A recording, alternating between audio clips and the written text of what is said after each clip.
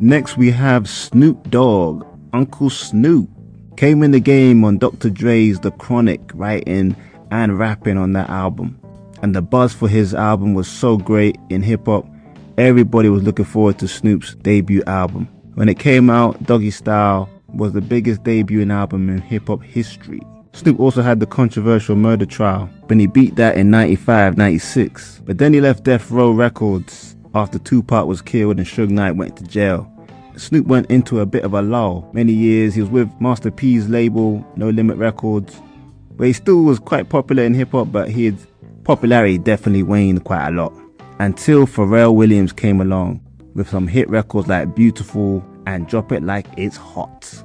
This got Snoop back into the conversation of being one of the main rappers in hip hop. Snoop then propelled into a really mainstream celebrity, doing shows with Martha Stewart, movies. He's actually one of these artists that you can see him doing something gangster, then doing something in comedy, cooking shows. He's like hip hop's uncle, and that's why you gotta love Snoop. In summary, Snoop has always been that smiley, laid-back rapper, known for smoking his green, worked with every artist in the game really, in different generations, and still providing good quality music. Next we got Ludacris. Came out in 2000 with his debut album. The Southern rapper has always had that larger-than-life personality. You see it all the time in his videos, always very expressive. One of my favorite ones was Stand Up, when he had that big trainer on his shoe, stomping on the ground. His trademark braids and brash flow made him a real popular artist back in the early 2000s. He even went into movies, has starred in a lot of the Fast and Furious franchise films and other films that he's done well in. I wouldn't say he's the best actor, but he's definitely branched off from music to Hollywood. But he's a rapper that hasn't had many beefs. I can only remember one with T.I. that lasted like 2 seconds. He doesn't get the respect he should do as a lyricist, but he's definitely one of hip hop's most loved personalities. Coming in next is Wiz Khalifa. Wiz is definitely one of the most adored rappers in the game in the last decade or so.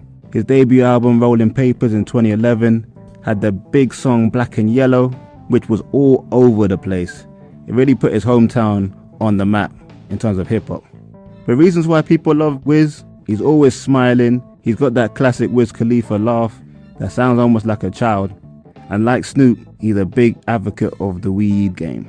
He still makes music, but he's not as popular as he was when he first came out, but his music still is out there. A couple good songs I've heard recently that was pretty good. And then he's also moved into fitness, doing all these flying kicks on social media. But overall, Wiz definitely has to be one of hip hop's most adored characters. Always smiling, always laughing, always got a positive attitude. He's definitely got to make the list.